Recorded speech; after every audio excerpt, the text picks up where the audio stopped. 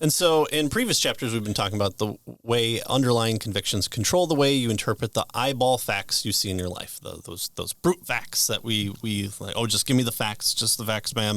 It's Joe Friday, old TV show, old radio show, I would say. But just the facts. Also, we're not Spock, we're Kirk. Whether we like it or not. If you want to pick Picard, that's fine too. But it's not just, oh, I've come and applied heartless logic to it.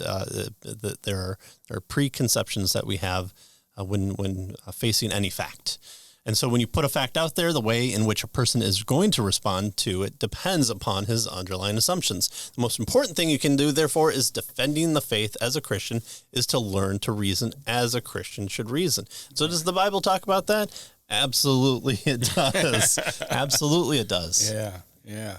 And so he tells us it isn't so important that you amass an encyclopedia's worth of evidence, although, you should have some that's fun. evidence, Yeah. right? Yeah. Here are the minimal facts to prove that Jesus rose from the dead. I mean, those are good. Habermas is a genius for really honing in on those. Right. But he says that, that isn't the crucial point. The crucial point is to learn how to think as a Christian, right?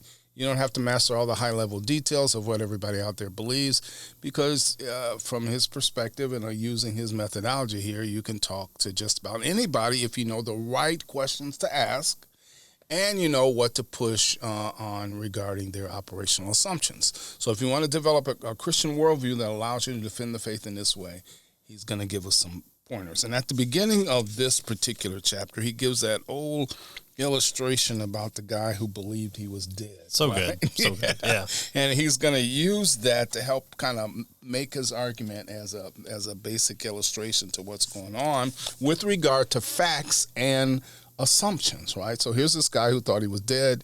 I think everybody knows the story, right? The psychologist is working with him, tries to do everything to help him to say, no, you're really not dead. Finally, he thinks, well, what if I could convince him that dead people don't bleed? And so he gives him all of these facts about how dead people, how the blood works, the circulatory system works, and that sort of thing. And finally, the guy says, okay, yeah, I believe you. Dead people don't bleed. And then quickly he grabs his hand, pokes his finger, and there's blood. And, of course, the guy looks at it and said, wow, I guess dead people do bleed.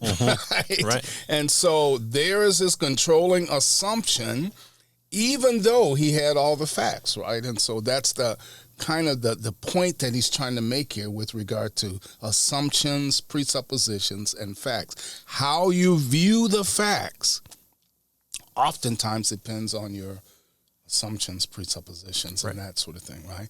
And so this guy came up with a rescuing device so that he could save his basic assumptions and presuppositions. Right. His rescuing device was, even though he had the facts, well, I guess dead people do bleed. Right. There's a harder to wrestle from him idea, and so pricking his finger and showing him, there's a small amount of blood. That's a kind of a lesser degree, and so he saves his further held on to belief of not changing his mind fully of dead people, of him being dead, to just slightly change that. Oh, I guess dead people do bleed. It is possible, and so that's what Bonson hit home, especially last chapter as well. Is if you talk about let me convince you that it's raining outside, and I convince you no, what you think it's raining outside is really it's just a sprinkler on the lawn. You go, okay, I guess it can be changed.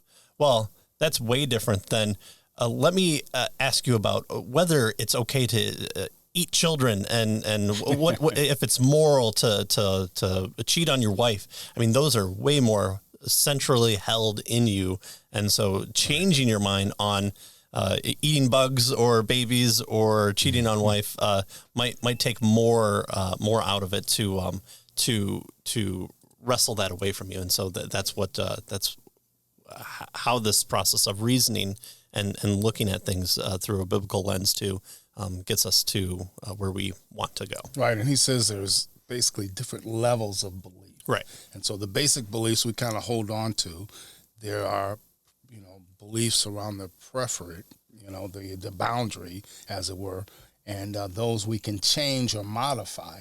When I was reading this, I was reminded of Thomas Kuhn and his discussion of paradigms and how that works in the philosophy of science, which is really similar to the type of things that Monson is describing here. Yeah, the revolutions of science and how it's always viewed as the outposts. And